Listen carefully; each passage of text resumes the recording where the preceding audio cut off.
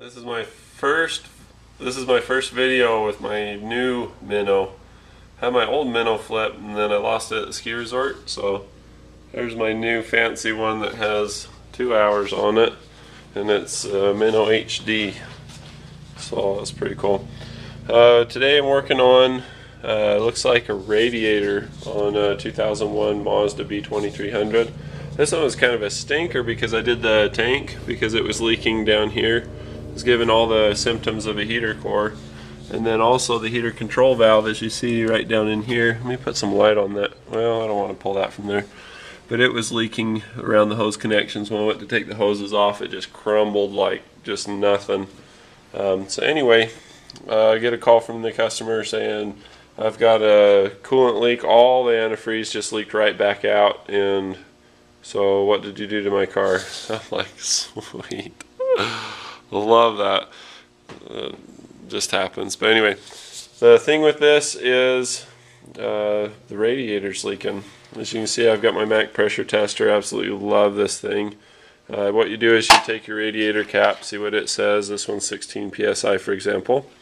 And so you pump this up until it's at 16 psi. You can see where it says 15 right there.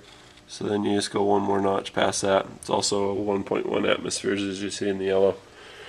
You can do it with one hand by putting it in the fender thing and then cranking it like this. Okay, I lied. You can't do it with one hand. Let's get it good and pumped up. But as I do that and you look down on the radiator, you can see how it's kind of green and squirting out of there.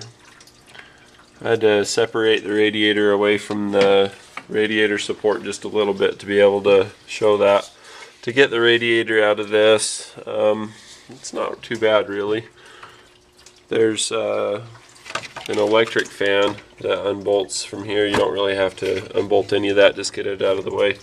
You just take out the bolts on the side here, and you get your shroud off. I've moved the hose back a little bit by undoing it from the mass airflow sensor. And then there's a buckle for the electric fan that you could probably just leave on. I undid it. That goes out through the back of the shroud. When you go to pull the radiator, you pull the overflow pressure hose, and then also the upper and lower radiator hoses. The upper hoses here on the passenger side, and then the lower hoses clear down there. Way down there you see a shadow of it. So that one's easier to do from underneath.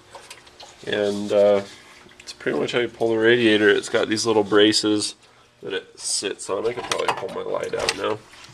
But if you look down there, between those two silver pipes, you can see a brace down there. That's built into the radiator where it just rests down in there.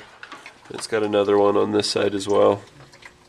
So anyway, that's it. The symptoms on this were all the symptoms of a heater core, like I say. Basically, you turn on the heater and you just smell all this antifreeze. The reason why is this heater core, where it leaks down onto the manifold, and the manifold basically cooks the antifreeze, and then that fume goes up to the top of the hood, out through the crack here, and into your intake for your HVAC. So smell like, you know, hot evaporated antifreeze every time you use the heater. Anyway, so that's the fix on that, and it goes on and on. So anyway, if this video is helpful to you, be sure to rate it 5 stars.